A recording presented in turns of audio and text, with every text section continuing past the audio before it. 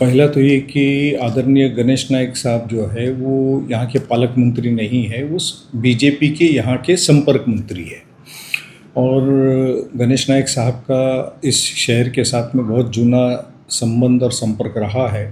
उन्होंने यहाँ को कई साल तक के प्रतिनिधित्व भी किया है और जनता दरबार भराने का और लोगों की समस्या छुड़ाने का ये नायक साहब का अपना एक काम करने का तरीका है, जो मैं हमेशा उसकी एडमायर करता हूँ, प्रशंसा करता हूँ।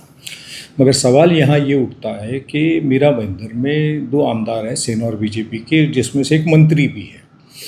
और हमेशा ये आमदार और वो मंत्री साहब ये कहते हैं कि सरकार से हमने ये काम कराया, महापालिका का ये करवाया, MMRDA से ये करवाया।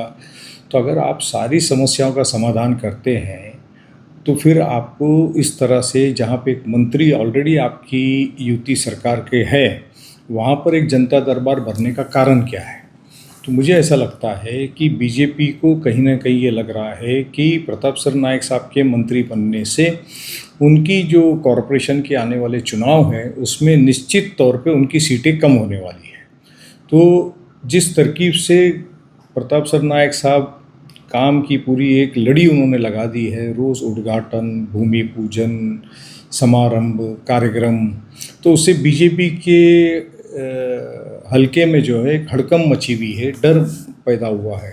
क्योंकि सेना के जो लोग चुनकर आए थे पिछली बार, वो सारे प्रताप सरनायक शिंदेगढ़ में जा चुके हैं।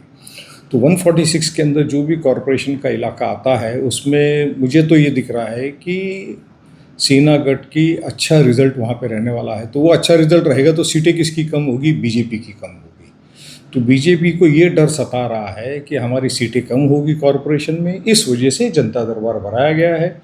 इस जनता दरबार में मीडिया के माध्यम से जो मैंने देखा कि वहाँ पे सारे बीजेपी के माजी नगर सेवक और पदाधिकारी वही वहाँ पर उपस्थित थे, ज़्यादा तौर पे वही वहाँ पर उपस्थित थे और वही मुद्दे चल रहे थे जो सालों साल से वो मुद्दे दोहराते हैं।